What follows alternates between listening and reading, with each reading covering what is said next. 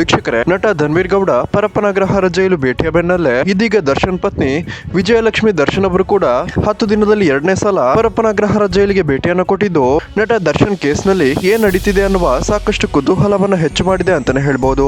ಒಂದು ಮಾಹಿತಿಯ ಪ್ರಕಾರ ನಟ ದರ್ಶನ್ ಪತ್ನಿ ವಿಜಯಲಕ್ಷ್ಮಿ ದರ್ಶನ್ ರೇಣುಕಸ್ವಾಮಿ ಕೊಲೆ ಕೇಸ್ನಲ್ಲಿ ಕಾನೂನು ಪ್ರಕಾರವಾಗಿ ಏನ್ ನಡೀತಿದೆ ಅನ್ನುವ ಅಪ್ಡೇಟ್ ಗಳನ್ನ ದರ್ಶನ್ ಅವರಿಗೆ ತಲುಪಿಸೋಕೆ ನಿನ್ನೆ ವಿಜಯಲಕ್ಷ್ಮಿ ದರ್ಶನ್ ಪರಪ್ಪನಗ್ರಹಾರ ಜೈಲಿಗೆ ಭೇಟಿಯನ್ನು ಕೊಟ್ಟಿದ್ದು, ಕಾಂಗ್ರೆಸ್ನ ಮಾಜಿ ಶಾಸಕ ವಿನಯ್ ಕುಲಕರ್ಣಿ ಅವರಿಗೆ ಜೀವಾವಧಿ ಶಿಕ್ಷೆ ಕ್ಯಾನ್ಸಲ್ ಆಗಿ ಜಾಮೀನು ಸಿಕ್ಕಿರುವಂತಹ ಮಾಹಿತಿಯನ್ನ ಕೂಡ ವಿಜಯಲಕ್ಷ್ಮಿ ದರ್ಶನ್ ಅವರು ನಟ ದರ್ಶನ್ ಅವರಿಗೆ ತಲುಪಿಸಿದ್ದಾರೆ ಅಂತ ಹೇಳಲಾಗ್ತಿದೆ.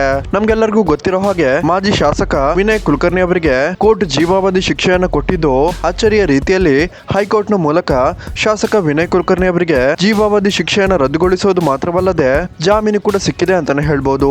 ಇವತ್ತು ಶಾಸಕ ವಿನಯ್ ಕುಲಕರ್ಣಿ ಅವರು ನಟ ದರ್ಶನ್ ಅವರು ಇರುವಂತಹ ಪರಪ್ಪನಗ್ರಹಾರ ಜೈಲಿನಿಂದ ರಿಲೀಸ್ ಆಗಿದ್ದು, ಶಾಸಕ ವಿನಯ್ ಕುಲಕರ್ಣಿ ಅವರ ರಿಲೀಸ್ಗೆ ಮುಖ್ಯವಾದ ಕಾರಣ ನಟ ದರ್ಶನ್ ಅವರ ವಕೀಲರಾಗಿದ್ದಂತಹ ಸಿ.ಬಿ. ನಾಗೇಶ್ ಅವರ ವಾದ ಮಂಡನೆ ಅಂತಾನೆ ಹೇಳ್ಬಹುದು. ಸೊ ಈ ಒಂದು ಮಾಹಿತಿಯನ್ನ ವಿಜಯಲಕ್ಷ್ಮಿ ದರ್ಶನ್ ನಟ ದರ್ಶನ್ ಅವರಿಗೆ ತಲುಪಿಸಿದ್ದು, ಸದ್ಯ ನಟ ದರ್ಶನ್ ಅವರಿಗೆ ಬೆನ್ನು ನೋವಿನ ಸಮಸ್ಯೆ ಕೂಡ ಇದ್ದು ವೈದ್ಯಕೀಯ ಬೇಲ್ಗೋಸ್ಕರ ಮತ್ತೊಮ್ಮೆ ಕೋರ್ಟ್ ನಲ್ಲಿ ಅರ್ಜಿ ಸಲ್ಲಿಸುವ ಬಗ್ಗೆ ನಟ ದರ್ಶನ್ ಅವರ ಜೊತೆಗೆ ಡಿಸ್ಕಸ್ ಅನ್ನ ಮಾಡಿದ್ದು, ಈವರೆಗೆ ದರ್ಶನ್ ಪರವಾಗಿ ಯಾವುದೇ ರೀತಿಯ ಮೆಡಿಕಲ್ ಬೇಲ್ಗೆ ಅಪ್ಲಿಕೇಶನ್ ಅನ್ನ ಹಾಕಿರಲಿಲ್ಲ. ಕಳೆದ ವರ್ಷ ನಟ ದರ್ಶನ್ ಅವರಿಗೆ ತೀವ್ರ ಅನಾರೋಗ್ಯ ಉಂಟಾಗಿದ್ದ ಕಾರಣ ವೈದ್ಯಕೀಯ ಬೇಲ್ಗೆ ಅಪ್ಲಿಕೇಶನ್ ಅನ್ನ ಹಾಕಲಾಗಿದ್ದು, ಆ ಕಾರಣದಿಂದ ಬೇಲ್ ಸಿಕ್ಕಿತ್ತು ಅಂತಾನೆ ಹೇಳ್ಬಹುದು.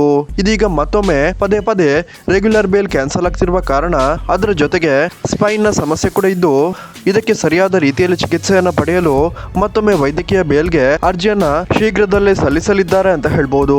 ಸೊ ವೀಕ್ಷಕರೇ, ಸೆಲೆಬ್ರಿಟಿ ಅನ್ನುವ ಒಂದೇ ಒಂದು ಕಾರಣಕ್ಕಾಗಿ ನಟ ದರ್ಶನ್ ಅವರ ಬೇಲನ್ನ ಕೋರ್ಟ್ ರಿಜೆಕ್ಟ್ ಮಾಡ್ತಿದ್ದು, ಇನ್ನಾದ್ರೂ ನಟ ದರ್ಶನ್ ಅವರಿಗೆ ಕೋರ್ಟ್ ಬೇಲ್ ಕೊಡ್ಬೇಕು ಅಂತ ಯಾರೆಲ್ಲ ಹಾರೈಸ್ತೀರಾ, ದಯವಿಟ್ಟು ಈ ವಿಡಿಯೋಗೊಂದು ಲೈಕ್ ಮಾಡಿ ಮತ್ತು ಜೈ ಡಿ ಬಾಸ್ ಅಂತ ಕಮೆಂಟ್ ಮಾಡಿ ತಿಳಿಸಿ.